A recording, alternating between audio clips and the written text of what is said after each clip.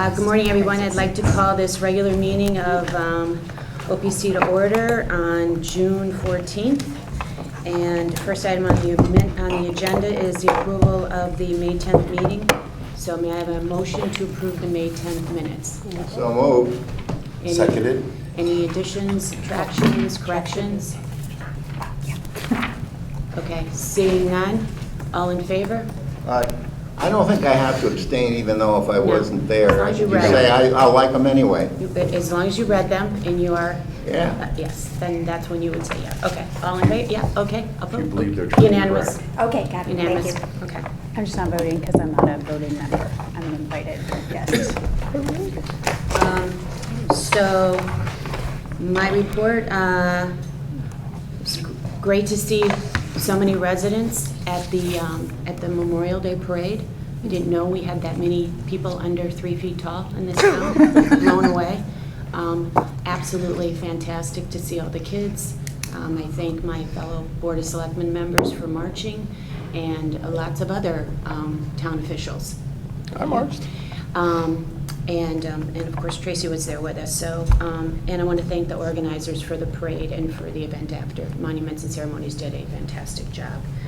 On Saturday the 3rd, this last Saturday, Public Works sponsored its Hazardous Waste Day. 113 Darien residents and 112 residents from neighboring communities. So we let the neighboring communities know when we're due this, and they took the advantage of disposing of things that aren't allowed to be disposed of at the dump. This is something we do every year. We had the Emergency Operations Center in-person training at the Darien Police Department on May 23rd and May 24th. So it was 8 to 12 those 2 days.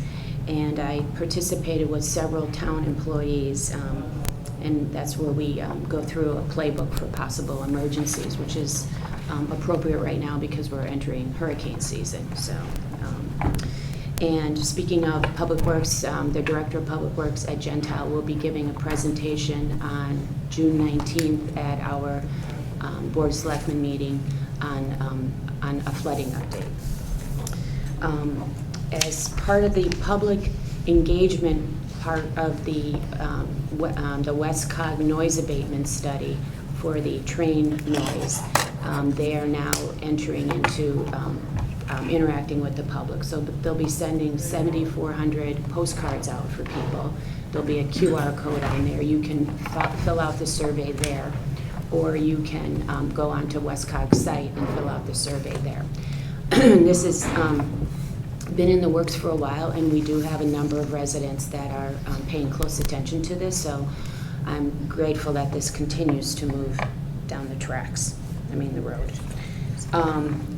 Want to congratulate all of the, well, actually, a lot of kid things this time of year, right? A lot of children things. So I mentioned all of the little tiny people at the parade.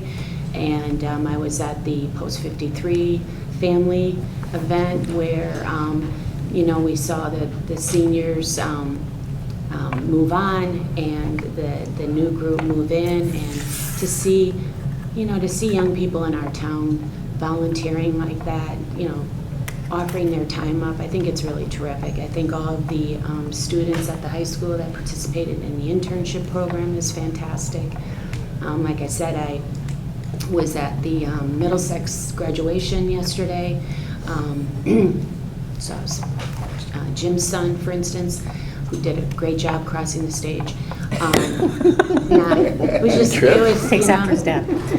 It just was purpose. seeing, Made it all the way across. That's good. Without tripping. That's yeah, good. there were no seeing all these kids, and you know what, and hearing one of these students in their speech say, time goes so fast. I was like, wow, you're pretty young to be thinking that time actually does go really fast, but wow, you've already picked up on that.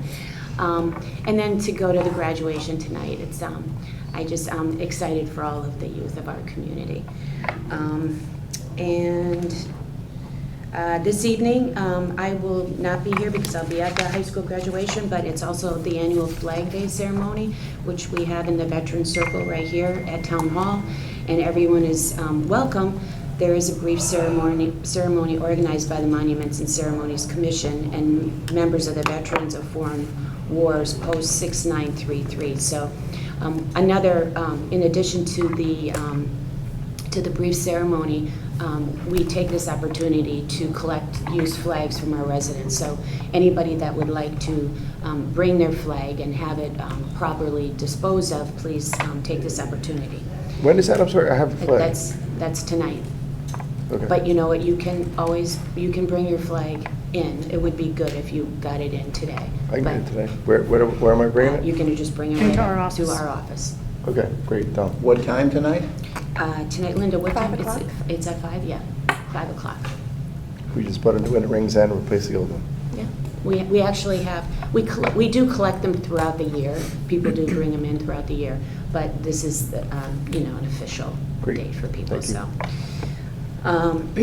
We continue to interview people for the Great Island Advisory Committee. We have interviewed 35 people so far.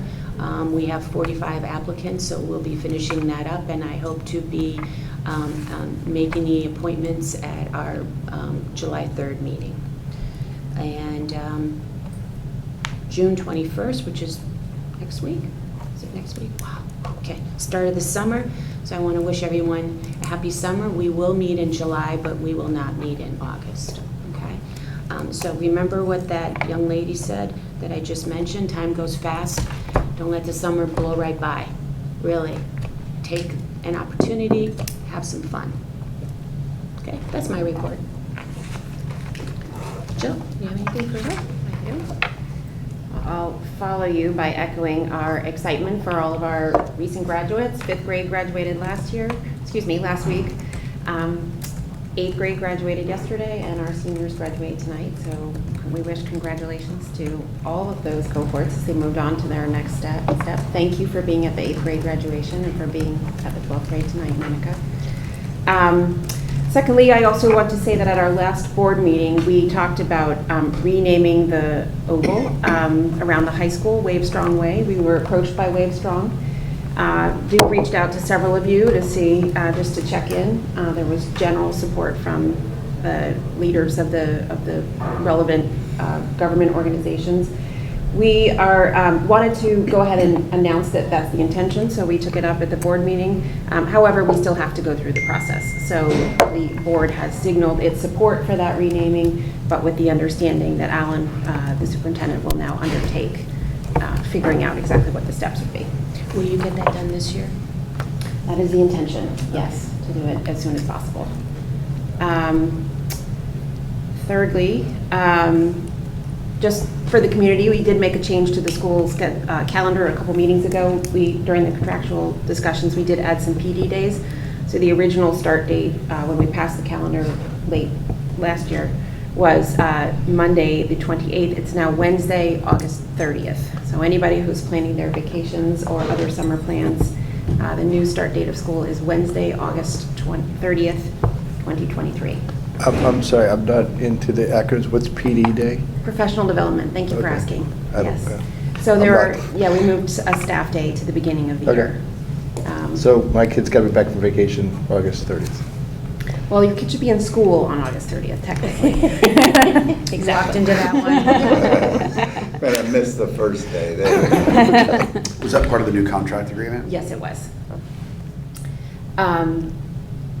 Switching to building, Oxbridge, as you guys all know, is in its final stages.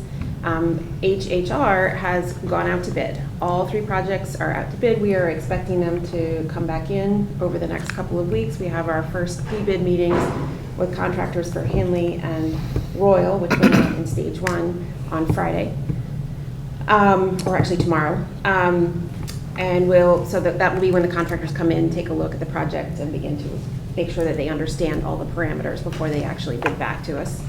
I think it's important for this group to know that for Royal, we did another round of cost estimations because we were looking at what we thought was possibly being very close to the total dollars appropriated.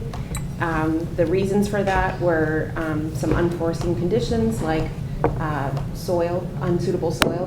When I say that, I think it's, again, important for the public to understand that means that the soil is unsuitable for the building we want to do. not that there's anything from a public health perspective that's of concern. Other drivers were some design refinements as we finished up design, scope adjustments as we took in better understanding of what exactly we wanted to do, for example, to upgrade our technology or to create the correct security infrastructure. And lastly, some things that came up as we went through the process with other boards, including ARB and P&Z, for example, some of the final drainage solutions. You don't have to come back to P and Z, right? We do not have to come back to P&Z, but when we look up against our original appropriation, we seem to be fine for Royal. We are, if the cost estimations are correct, we are tight for probably up to the dollar amount for Hanley and Holmes. So to that end, until the bids come in, we know nothing. This is just the committee letting you know that we'll be watching the bids closely, and if they do come in as close to the cost appropriation, the cost estimation as they look like they could, then we'll be back to you guys late summer, fall. Really what we'll be doing probably is replenishing the contingency dollars. When's groundbreaking being clear yet? Groundbreaking is still scheduled for the middle of August, so if you're asking. The general plan is to do the, set up late summer, do the new construction over this school year, and then the renovations the second school year. That's in general. There will be some renovation that starts happening immediately. We're going to take some ceilings out so that our contractors can work after hours throughout the school year.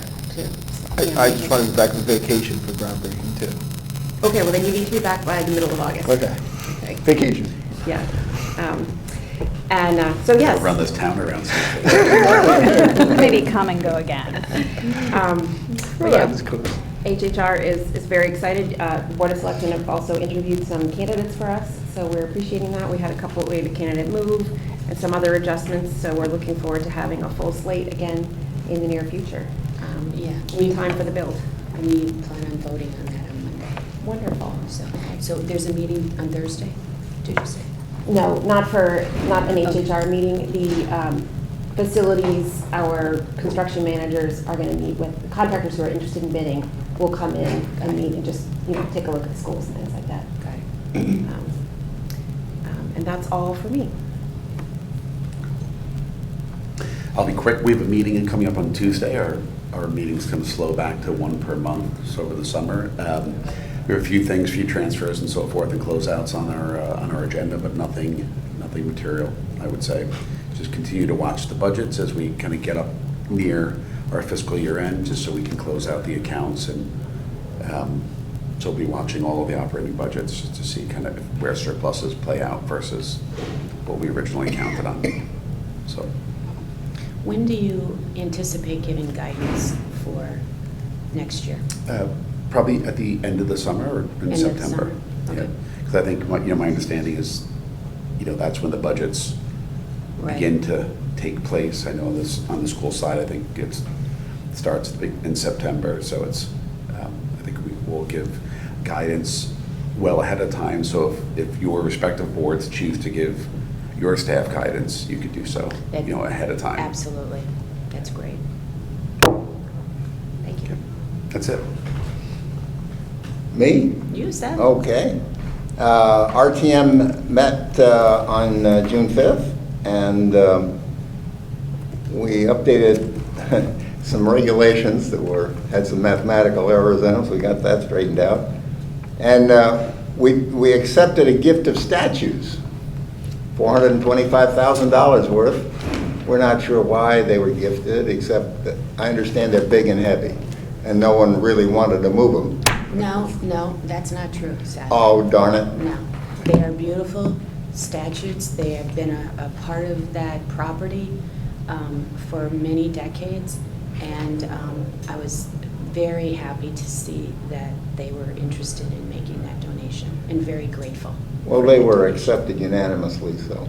So the statues when you go into Ziegler's Cove on the left-hand side that you can see from the water? Yeah. Beautiful. Nice. Great job. So we approved 5 leases for different properties on Great Island. We have one we're sort of on a hang fire, the Serenity Stables one. I'd love to know if there's a timing on that, because we don't meet in the summer. We'll So- have to get back to you on that. But we do have the ability, I understand from the finest people on our technology committee, the rules committee, that we can do a virtual meeting. So we may have people spread out all over the United States participating in that, but Yeah, that was we shared, have the and we capability appreciate of that. doing it. Yeah, Seth, that was shared, and we do appreciate that. Yeah, We do anticipate that happening. not just get it done, you know. Yep. The Rules Committee is working with the registrars of voters. We've got new people coming into town. We're looking at the balance, the voting balance in the RTM. We're not required to have districts be balanced in their membership, but we try to do that. We are fortunate to have John Vesey now on the RTM, so we have a professional in the ranks who can help us with this. So we're trying to figure out where that's all going to come down, and it's not straightforward, but we're going to see how that goes. And the Rules Committee is also looking on updating the committee descriptions. That's been on the boards for a while. We read the description in Appendix B of what the committees do, and we decided that there's stuff in there that they don't do. So we're going to have to modify Appendix B appropriately. And so that's all that's going on. So the committee modification, that's been spoken about a number of times. Are you planning on getting that done for the November election? Well, one of the key players in that was involved in the town budget. So he is now free from that, as we like to remind him. And he and Jack Davis and Frank Kemp are working on that. So I expect that this will be done by the fall. Thanks, Seth. Steve? Okay, thank you. One editorial note, Tracy, are you going to talk about fair share, or will you talk about fair share? Or You can talk about it if you want. I'll talk first, and intervene if you, and you can correct me. okay. You were there. Okay, thank you. There's been a couple things we're doing on the Planning and Zoning Commission. Some really fun, some that take a lot of time, and some that take more time than others. Some that are fun and take time. True. Some maybe that may not be fun. The real fun was that the other night, last night, we approved a 6 paddle tennis court over at Weed Beach. So your paddle tennis court can be constructed. That is a 6 court that's going to sort of kind of be connected to the other 2. It's in a flood zone. It's on a public property. So they designed it to go in the flood zone. They got past the site plan review and the CAM review for that project. So hopefully this fall you have another paddle tennis court over at Weed Beach. We also approved, and it's kind of hard to explain it, but we approved the expansion of the Darien Library. They're expanding it to the lower level. They added like 2,000 square feet in the base in the lower level, which I spent time on for staff rooms and coffee rooms and whatnot. So that they asked for it, and it was the first time the new director of the library came to the P&Z, so that went through. What else did we do? Yep, all right, those are the 2 main things. Let me switch for a second to what I always call the 3 big projects in town. At Federal, which is the Darien Commons, Seymour's opened on Friday with the new restaurant on the corner to very much fanfare. I think it really opened on Thursday, but Friday night it was open. The entire lacrosse community parents were there Friday night on the boys' side, and then after the boys played, the entire lacrosse community girls' parents came to the Seymour's. So it was kind of a packed crowd. I think they're really going to be successful, and their outdoor dining, the way they set it up, is really cool. Where you can sit outside, like on a window, which is a bar, and they serve you, and there's tables outside. It's really nice. They also have Adirondack chairs. I forget what portion of that is public plaza, but there's a lot of public plaza there. I think they're going to come to P&Z again soon to review this overall site plan again. They may want to make a couple Modifications. They've asked for another time on our agenda, so we'll see what they're going to do there. They did open up all their plaza space, which really connects from, is it, Heights Road, Norotan Avenue, all the way through. They built a dog park.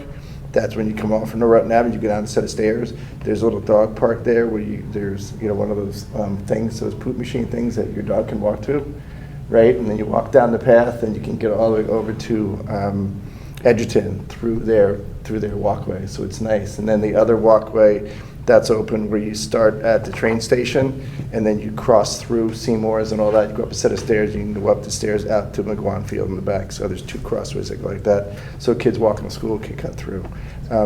At some point in time, I probably would want to meet with you guys in the Public Works. There's a crosswalk that's from the train station that cross over to Edgerton that probably hasn't been painted in a few years. If we can paint that again, then you can have the people come off the train, go across the street and be safe to the whole sign. There is a stop sign there. I'll be on it. Thank you, appreciate that. What else? I don't have the opening date for Gregory's Coffee. That's the next one that's in that little pod. And I don't have the opening date for the chocolate chip store. For maybe next meeting, it's either gonna be open or I'll get you the opening date because I know you're excited about it. Don't worry about the opening date. Okay. You don't care about the coffee place? To test them. Okay. The Corbin District is going really well. I really think the Memorial Day Parade made the Corbin District shine. The Bank of America building was opened in the middle of May, beginning of May, and the parade was at the end of May. It looks absolutely beautiful. Almost all the stores on I call it the east side of Corbin Drive are open, which if you're driving down the street, it's the left side. We approved for them to continue the process. They're going to need a special permit from one of the stores. They want to put a dermatology store in the middle building, which needs a special permit. And I guess it's a dermatologist that's coming out of Greenwich that's going to open up an office here. And I've talked about this before, is what they're doing is they're moving tenants from the left side to the right side and back to the left side. Toy Box is going to move out of their space, move into this space, and then when phase 2 gets built, Toy Box is going to move back to the other side, and then when the other side comes in, that dermatology store will open. So that's probably 2 years out. Compass should be opening soon. They're there. The Cabana and Sandal store, I think is that guy's open soon. Barrett Bookstore's open. Barrett Bookstore is supposedly doing better in sales in their new location than they were across the street, just because parking's easy. Yeah, I heard that from a bunch of different people. Yeah. And with going forward on that, the demo start for the phase 2 buildings. I think each one has already gone through their statutory process where they have to put up their signs and say these buildings are going to be demoed. That should start somewhere between June 26th and June 30th. So you're going to start to see those buildings come down. If we remember, on the side of the Bank of America building, the big one, it's got that sign there, "You are not alone" on it. So that was just a temporary sign, so that's going to come down. So I think that's moving forward. Again, and I'm going to get this in the next one, what they do is it's like a 9-permit process. You have to get 3 permits to knock down all 3 buildings, which is the first set. Then they're going to get 3 permits to build the foundations for all those buildings. And then once the foundations are in, then they go vertical, and there's another set of permits. The reason why that's important is when I move on to the next one, which we call Palmer's. It's called Heights Crossing now. It's now controlled by the Vaccaro family and a company called V20. They have their 2 building foundation permits to go vertical. They demoed that site, and that's now it's a pile of gravel and grass, and with the 3 trees in the middle. They have their permits to build that. The first thing they need to do is in the back. There's a big piece of land where it goes from the back of the property to the houses that back up on Norotan Avenue. A lot of that land's going to come out, and they're building this huge retaining wall to hold back the land. So they've notified all the neighbors on West Avenue on that side that back up to the property that this construction is going to begin on that. So you'll see people, they've already started doing the work, and they've started doing the neighbors, so they're moving forward on that one. Those are the big 3. Anybody have any questions with regards to that? Good? No, I would just add to the Corbin that in front of the bank, there are 12 trees that will be coming down.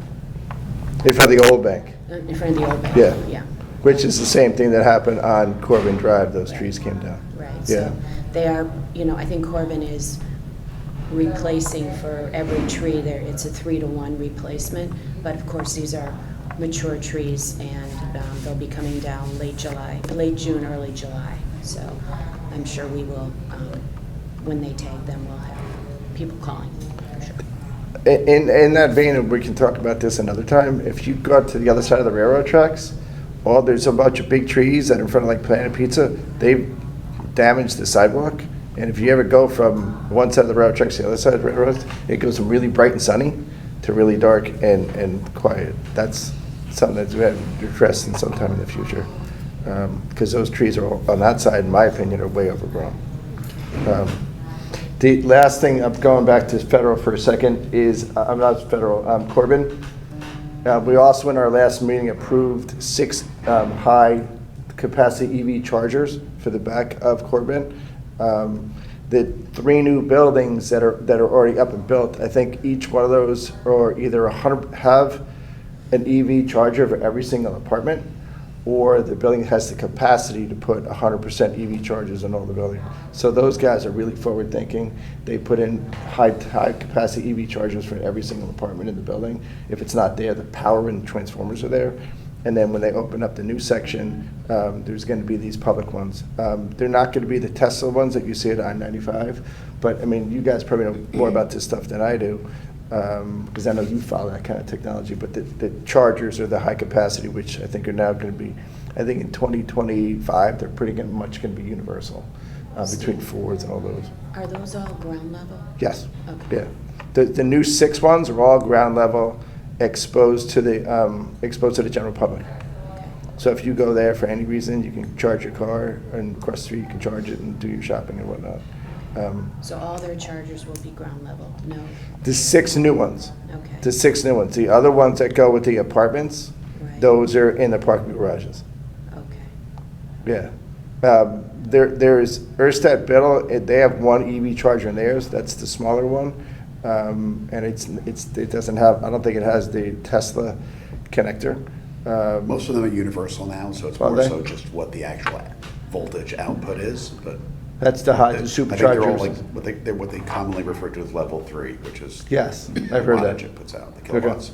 So they're gonna have that there, which is really, I think, kind of cool. The next thing that I Will want. that parking be restricted to only electric vehicles, or will there just be?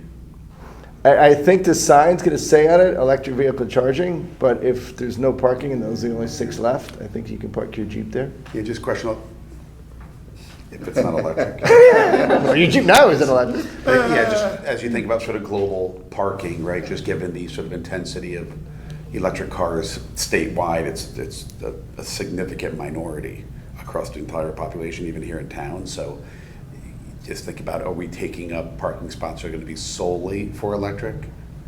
The answer is no. Okay. Yeah, we're not taking away parking spaces. The one thing that, I mean, I don't have an electric car, so I don't really know, but one thing that we did discuss was when you go, if you're on the highway and it says where's my closest charger, and you check on your phone, it could say downtown Darien. So people are like, oh, we're gonna come off the highway and charge your car. That's a good thing. You want them to come off the highway, charge their car, and go to a restaurant or go buy, a necklace at Tiffany's or something like that. I think that's the whole reason behind Steve? the whole thing. We don't have a Tiffany's. We don't? No. Oh, darn. Work on that. We have other jewelers, but if you read upon it, like where they do place them, whether it's by Starbucks or other kind of small stores where you can be in and out, it has increased the intensity of shopping in those areas. So See, that's what we're here for. even though we don't collect those tax revenues, so it's go directly to the state. So For what? like sales tax. Sales tax. I don't know. Yeah, But it keeps our businesses growing. Yes. correct. Yep. There you Which go. keeps rents up, which keeps grand list up. There you go. So how long do these cars sit there to get recharged? No, I don't know. And the level 3 is usually 45 minutes to an hour. Yeah. Moving on to the next big thing. And Tracy hopefully gets into this a little bit deeper. Session ended last Thursday? Wednesday, midnight. Wednesday midnight. On Thursday until midnight, I was out with the planning and zoning chairman from Greenwich, Ridgefield, and Westport to review what happened up in Hartford. The couple big takeaways, there were 3 bills up in Hartford, and Tracy was there, and Tracy and I were in contact probably every day, 5 times a day for the last week of the session. I really didn't think that was part of the job of the Planning and Zoning Commission, but it is now. Thanks for being a friend. You're welcome. And kudos to Tracy. I think she did a great job representing her district. And hopefully you can fill in some of the things. The big takeaways that I heard, and I don't want to get into the logistics and timing and all that stuff. On Friday night, the person that was putting forth what they call fair share, it's a woman named Erin Boggs from OPC, is that her company? Open Community Alliance, about 4:30 sent out an email that said the fair share document is going to be pulled, and it's not going to go forth in the session. And I think the Speaker of the House is a gentleman named Rojas. He's said? the majority leader, yeah. He said we're not going to put the thing forward, and it was 4:30 on a Friday, so I went out at 4:30 on Friday and kind of shut off my phone. This is, yes, right. It was 2 Fridays ago, right? Yes, that's Before the right. session ended. Yeah. And I found out at 1 o'clock in the morning that the fair share bill got resurrected and was put in as amendment to another bill. The reason why that's important to Darien, and Tracy can explain it later, the fair share was put forth by this company called Open Community Alliances. And I brought this up last week, and I don't know if I brought it, or last month. According to the document that's from May of 2021, and this is a little bit of a moving target, and it changes every year, the fair share allocation for the town of Darien is 1,271 multifamily units that they want to build in Darien. Affordable. Affordable. It is affordable? Yeah, that's the affordable one. So you have to gross it up by 30%? Yeah. Okay. So I think I calculated out, it would end up, like if you had 2 people per unit and you grossed it up by, to make it the 80-20. Right. You'd end up with an extra 16,000 people in Darien. Great. 16,000, 16,000 people, which is People, about 8,000 units. 8,000 units. Right, because it's. As times attached to the 5. minutes from last week was a document I put forth from that we've been working on for years. And I don't have it at my fingertips again. It was, I think, 864 multifamily units that Darien has built or approved in 23 years. So now what Fair Share wants us to do is build something like 3,000 units in 5 years, or approve 3,000 units in 5 years. Darien does not have land to build on. It doesn't. It's 5% developed. It's known that for years. But what happened up in Hartford is directly affects Darien. I'm not going to get into semantics. I'd rather have Tracy fill, because what happened between, 11 p.m. at night and 2 o'clock in the morning, Fair Share was put in, but it's a study of Fair Share. It's not Fair Share, I think, is the best way to do it. Right. But you can explain it. Let me just go on to the next You item. finish what you're doing now. Then the other piece, and there are people that are part of the Open Lines community that live in the town of Darien that are lobbying the legislators that are putting forth this. So there's some people that live in Darien that they're pushing this project. Are I've they never- elected officials or just residents? No, just residents. And I think they call themselves lobbyists, but I'm not really sure. The other item that's part of it was Live, Work, Ride, which is the thing that was desegregate Connecticut for years. That was, they wanted to build, I think it started at 30 units per acre within a half a mile or a mile of a transportation station. For those with 60,000 or more. So but ours would have been 20 units per acre in Darien for Okay. below 60,000. I testified, I think, 2 years at the House that Darien wouldn't even enjoy 15 units an acre. It's on file, it's a letter that we did, we submitted it. So this is even greater than that, and we've been through this rodeo before, and from what I sense it's going to go. But my understanding is that the whole Live Work Ride proposal did not make anything, and that didn't go forward at all. That got dropped. So with that said, that's just something that we have to keep our eye on. We have great staff in Darien that does watch it. Fred Donite watches it all the time, and Jeremy Ginsburg watches it, but I think Fred spends a lot more time on it. And again, I'm in contact with Tracy and tangentially Tom O'Day. We wrote another letter. First Selectman McNally, Monica McNally, and myself wrote a letter to our 3 senators in the middle of May and sent it to them and said, we do not support these 3 bills. Please, support us in not supporting them. I never got a response back from them, and you never got a response.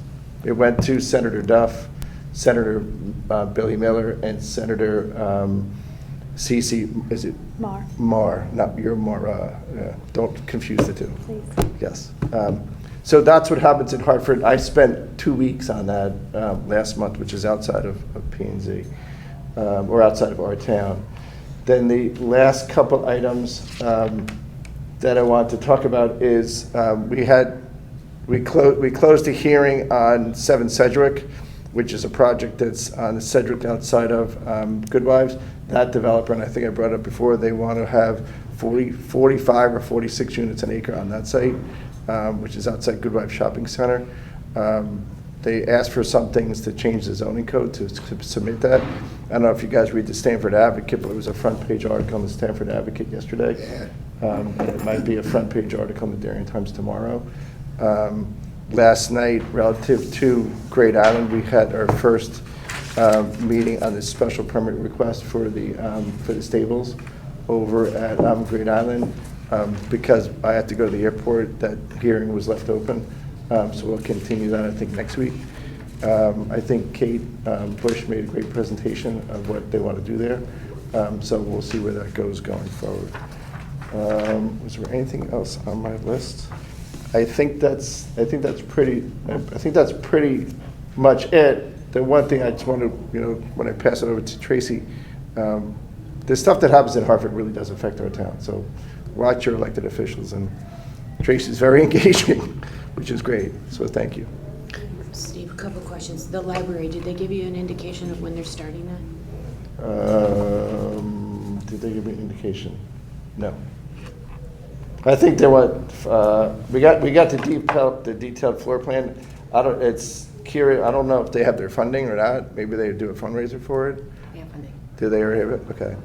It sounds. I mean, to me, I think when we kind of sort of asked them, they want to have all this stuff done by when school starts, which is now apparently August 30th. Okay. And Sedgwick, is it on for Tuesday? We had one round of deliberations on 2 weeks ago or Tuesday. We had to pass on it last night because I don't think we had the right people there. Yes, we're going to do it again on Tuesday. So we're going to put in a special meeting, which is next Tuesday, which is 6 days from now, and the 2 items on the agenda. I think there's only 2 items going to be the continuation of Great Island's public meeting or public hearing, and then the general meeting item, which is going to be deliberations for 7 Sedgwick. Okay. Yes. Okay. Thanks. Thank you. Okay, so there's a lot here, but I will make it quick. And if anybody wants to talk to me in more depth about any of the bills that have come through, please contact me. I will start where Steve left off with the planning and development, the housing bills.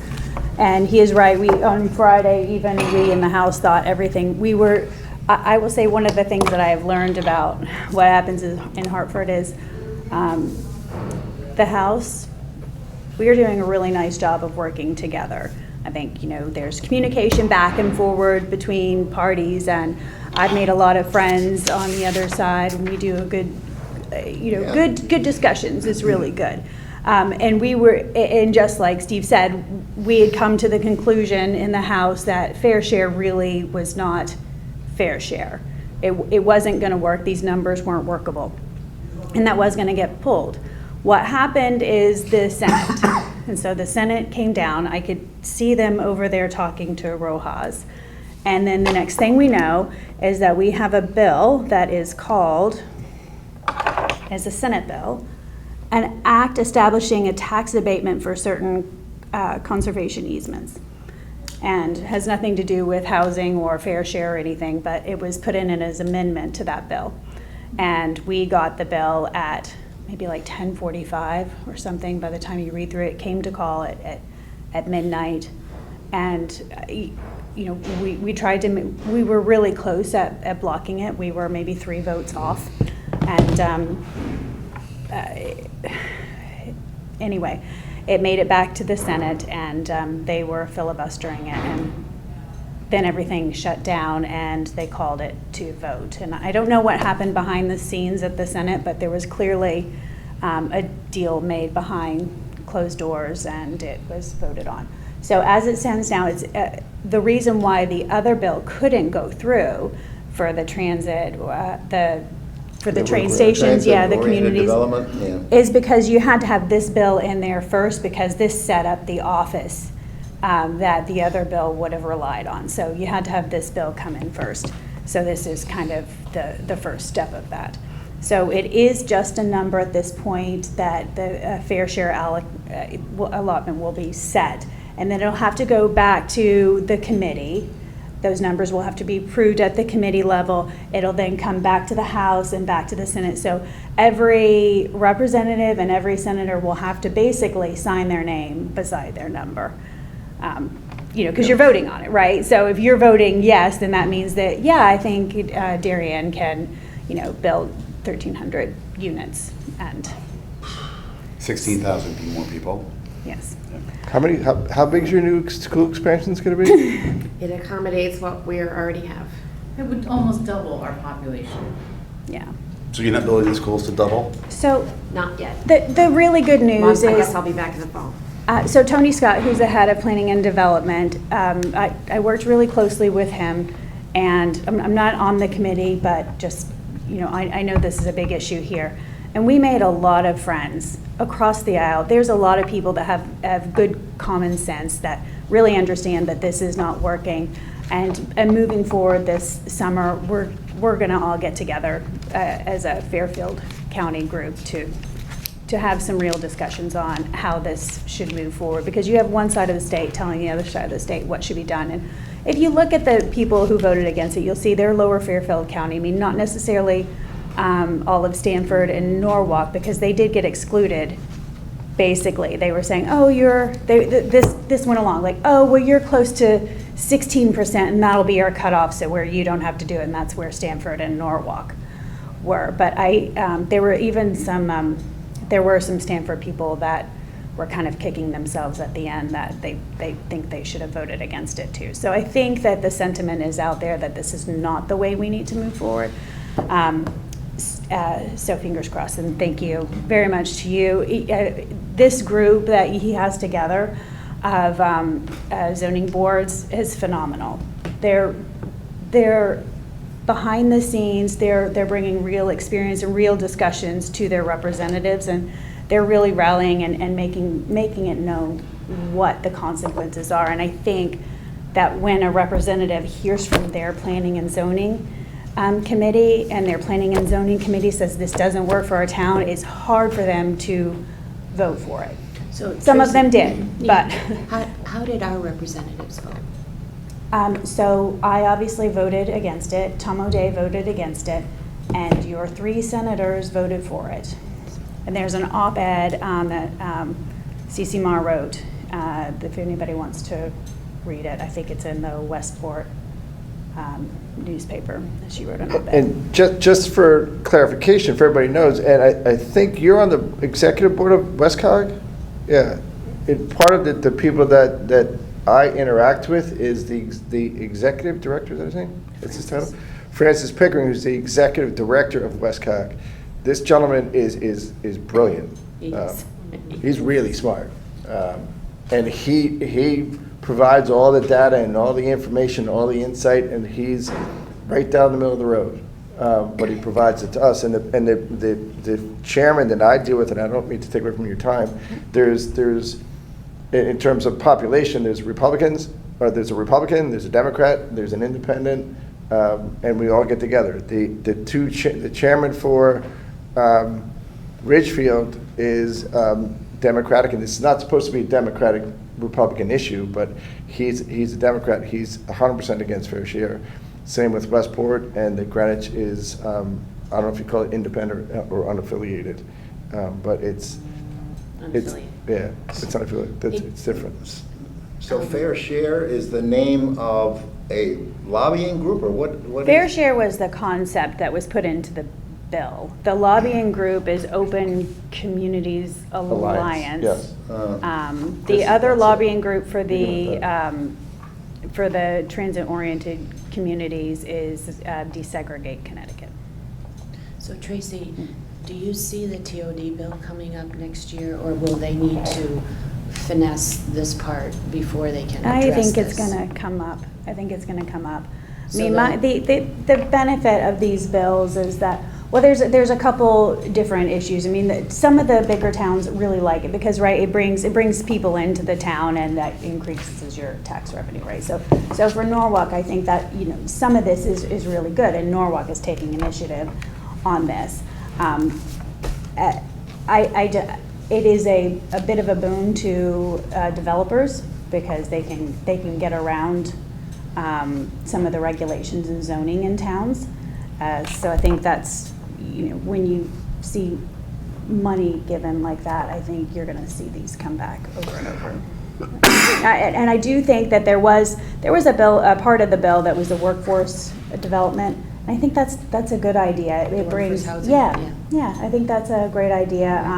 CBIA was for that, and you know, it makes sense in communities that have companies moving in and they need housing, and it's a way for them to partnership with builders and with the community to make that happen. I think that's a good idea. So this is not all bad, but So that was a tax break from the municipality to the developer, right? the workforce housing. The No, it workforce was housing. incorporating the company as well into, Right, yes, right. yeah. That's what I- CBIA is Connecticut Business, what's that? Industry Association. Industry Association, thank you. The issue with some of these are that the financial cost of implementing this, of adding that many units here, if you look at sewer, school infrastructure, other types of things are like untenable. And this is, Fire department, EMT.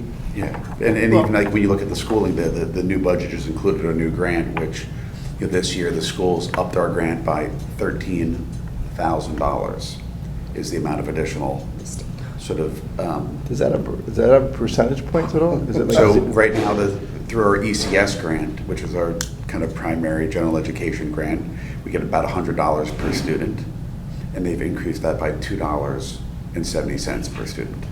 What's it cost to put a student through school, Darian? About 23,000 Yeah. 23,000. is what we calculate as our cost per student. That- Right, so if that you take the includes- budget and you divide it by the number of kids, right? Yeah, it includes fixed costs. Yeah. Whatever. Just one just thing to note, and I apologize again, is Darien does not have a workforce housing zone today. We don't really have that, it's not in our regs, and you don't get any special thing like that, like affordable housing, or which is, our regs have, to build any multifamily building over 4 or 5 units, you have to have 14% affordable. That's how we get them. There is no such thing as workforce in our town. And a clarification, we're never really chasing moratorium points or housing equivalent points, which gets you to the next moratorium. And if, I think you do workforce housing, you get 0 moratorium points for that. So it really doesn't. There's 20, in the one I can't remember. what, Today, 10 I don't know what you guys are gonna do, what's going on. Yeah, what was in that Hartford, bill? I but- can't remember if it was 10% or 20% affordable. Yeah, in that's- it, yeah, but that's the So it other- doesn't work toward, the workforce part doesn't work towards it, but there is a component of the 830G in those housing too. Which is 30%. The other thing that's odd in one of these bills is, like I said, Darien's affordable housing requirement, if you build a large unit, it has to be 14% affordable. Right. The state budget, or the state number, is 10%, so they're going backwards. Yeah. So, and I think the state was 10% over a 10-unit project. We're 14% over a 4-unit project. So what happens in most of these communities, they build a housing project with 9 units. And we have 2 of those in our town, So which are what's the brand new. reason for going backwards? Do they just believe the volume will bring the overall I price down? don't know, I'm not up there. Well, that's why I was against it. I said, we're 14% over 4, you guys are 10% over 10. Okay, I got quite a few other things I I'm want to sorry, just, that's Tracy. okay, no, I know, it's just so important, and I think that everybody wants to hear about this. I put together just a little synopsis here for another group I was meeting with yesterday, and probably you all don't care about that part, Atria. but yeah, it was for Atria. My wife was there. Oh, yeah? Yeah, I heard Great, about that. yeah. They're an active group, they're lovely. They wanted to hear about some of the gun bills and some of the voting issues. So, early voting did pass, no excuse absentee ballot passed. This will not go into effect until next year. It is 14 days prior to general elections, 7 days prior to primaries, and 4 days prior to special elections. There was a fiscal note attached to this, so initially for the state it'll be close to $3 million over the next 3 years, and for the towns, nothing for fiscal year 24, but they are going to have to take over some of the funding after that, and it will be it's going to be, they have it estimated 2.6, but that's not per town, 2.6 million, but that's across all the towns. But you think you're going to have to staff it for 14 days, so that will be a cost. And it is one location that is set for early voting, unless you if you want to opt in for 2, you can do that, and there's a special way to go about getting a second one and deciding where that's going to be. And let's see, I did mention that's not until 2024, so this will be so exciting to try this for a presidential. It's the first time that's going to be a presidential election? Yes, 2024. What about the primaries in '24? Oh, I'm sorry, yes, it should, primaries. It'll start January 2024, so you're correct. Education, you talked about, I know it's not a huge jump for Darien for any of the payments, but Relative to the 275 million of income taxes and pass-through taxes that we send, it's very small. Very small. I had mentioned before that Dr. Adley had come up and spoke about the reading program and the implementation that Darien is still trying to get a waiver out of, and Darien won't hear about that until August or September. That has been bumped out to a year before you have to implement it. Unfortunately, we were hoping that there would be some more concessions made. The only other concession is that they're going to implement help for some of the schools. So that we're going to have to see how that goes, but I'll be looking forward to your feedback. And I meant to tell you before this meeting, I'm sorry to drop this on you, there is an increase of age of kindergartners. Yeah, you have to be 5 years to start kindergarten. There's a waiver that can be had, but that is going to be, by the start of the school year, the kids will have to be 5. Again, sorry, I needed to tell you before. 5 as And in that's believed. 5 years of age before you start kindergarten. As of the day you're starting school, or the January 1st? Day you're starting The day school. you're Right now, it's January. It is January that you would turn 5 now. So It's is that January, really, December. so When if does that towns go start into- different days, a couple days apart, there are different levels at each school? Oh, that's a good point. I think it's August Yeah. 31st. So you and I can dig, we can go through the education bill a little more in depth.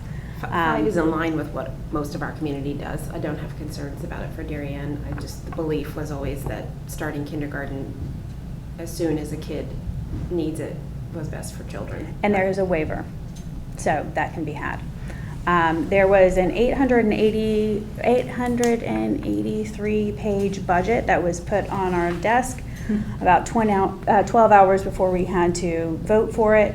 The good news is a lot of input from the budget was bipartisan, and there is, there's the tax decrease for middle income wage earners. And then there is, for pensions, there was a cliff for those making 75,000 and 100,000, and that cliff has been eased out to an incremental change from 100 to 150,000 for joint, and then 75 to 100 for single filers. And I'm happy to go through that with anybody that has questions, but just to let everybody know that that was an issue before, that for some of our seniors with their pensions. I think they also, didn't they cap the auto property tax mill rate? I think they lowered the maximum mill rate on automobiles, which is generally 3 times what our mill rate is, but it's doesn't really affect area. Okay, well, So they capped it at like 30 and our mill rate is 16. we also have a Yeah. diesel, there's a tax on the, cap on the diesel price for the next little bit, and aviation fuel too. One of the great things I think about this budget is it employed one of the, I was really impressed with Tammy Nuccio, who is head of our appropriations, who really dug into a lot of the departments and found out who is on their staff, when they're going to hire them, what's their previous hiring rate, how, when are they planning to be full staffed? And then she cut their budget. If they weren't planning on being full staffed until October, then they shouldn't get that staff wage in their department in June or July. And she went through each department and cut out about $200 million out of the budget just by doing that. And I think that was just a very impressive thing to Good use do. of time. Whoa. Yeah, yeah. Good. And that was used in this budget. So Good. that was very impressive. Amazing that she even got that through. That's Yes, right. Along those lines, the new office that they set up for this fair share stuff, it's called the Office of something. That was, yes, right. How much does that cost the state? I'll go back and look at the fiscal note. That was already, and that wasn't, it's not really a new office. Okay. It was, As a name, at the end of every bill, it says that this office was already in place with, I think Jody Rells had put that in place before. Jody Rose So- is the governor. Mhm. Okay. Yeah, yeah. It's Other like the bill- Office of Responsible Growth or something like that? It's- Yeah, that sounds right. I'll look into the. Okay. I'll But look Tracy, into when they say the office was in place, it doesn't mean that Skeleton. it's fully staffed, right? It No, just I don't mean- think you're right. So- No, it's So not. that doesn't mean anything. Yeah, They're just not creating a new department, they're just, right. Right. But That's now what you're I'm funny, hiring. it's a, I mean, she just cut out 100,000, if there's 10 people work there and everyone's got an average salary of 80 grand, that's, you a know. lot of money. well, a lot of departments are still understaffed, and we saw that here just over the last few years, right, where Yeah. I'd rather have the $8 million to build the housing around town than a bunch of people in Hartford. That's just me. well, we're getting 13,000 back, so. For your excess costs grant, is that the one that you said went up? This is. yeah, Educational cost it's sharing. cost sharing.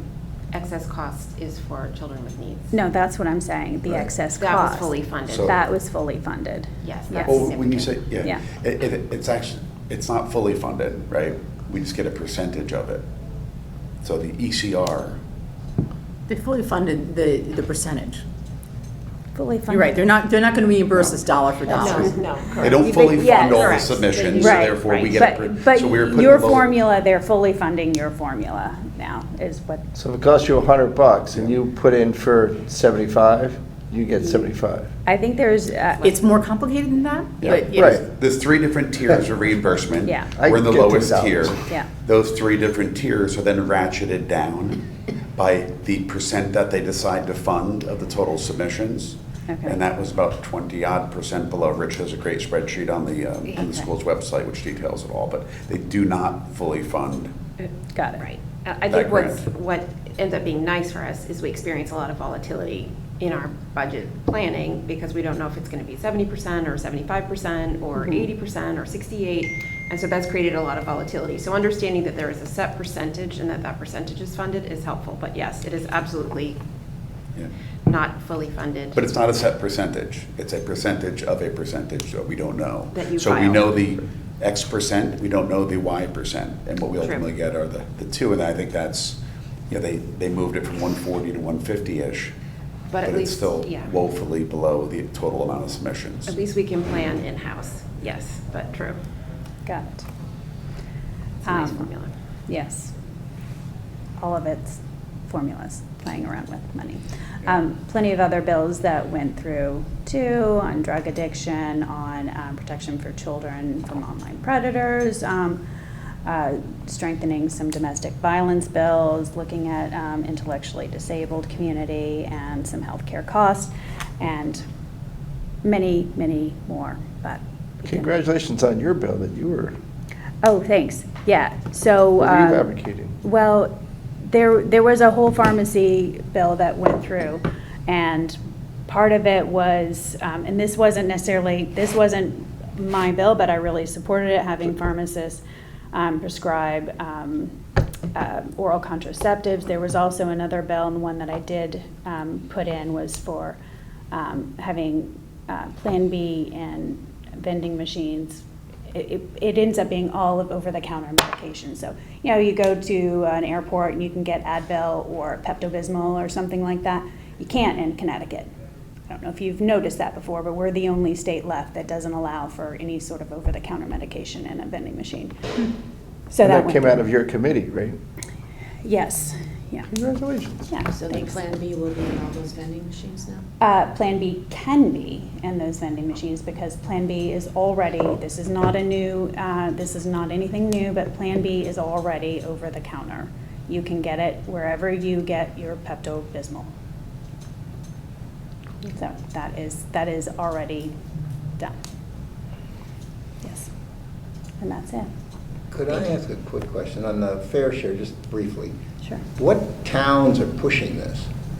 Oh, that's a good answer. I want to hear this. I'm just trying I don't know. to figure out, I sit on the Bridgeport Regional Business Council.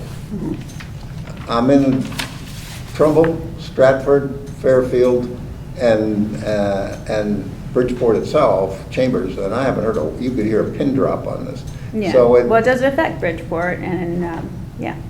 And then it really affects Fairfield, so none of Yeah. their representatives were for it. The only one that was for it there was one that Kristen McCarthy Vahey Fairfield. splits Fairfield and Bridgeport, and since it didn't affect Bridgeport, I think she felt comfortable that she could vote for it. Because it's the majority leader's bill, Yeah, well, that's true. so, yeah. There aren't many Republicans on the BRBC. I mean, it's lights at the high school, it's not a Republican Democratic issue. Yeah, And education's not a Democratic Republican issue. yeah. You know, either is the fire department, either is the police department, or the post 53. So No. that's got nothing to do with it. Yeah. Thanks. I agree. Yeah, Tracy, thank you so much for all your work this year. Yes. Yeah. I know you really, Thanks. you jumped into the fray, and you really did a great job for our Thanks. town. Thanks. Really appreciate it. Run job, what, 6 months? January 4th. 5 months. Wow. And for taking the time every month to come here and talk with us. So Yeah. I did miss them. not everyone else does, so thank you. I bet you're looking forward to the short session next year. It is a short session next year, yes, no budget. So, yes, Should be a little. yeah. Okay, thank you, everyone. Does anyone have anything else? No? Okay, Motion to adjourn? Motion to adjourn. Steve? Jim? Second. All in favor? Okay, unanimous. Thank you. Can I have that, you can write it down, I can add that back to the state.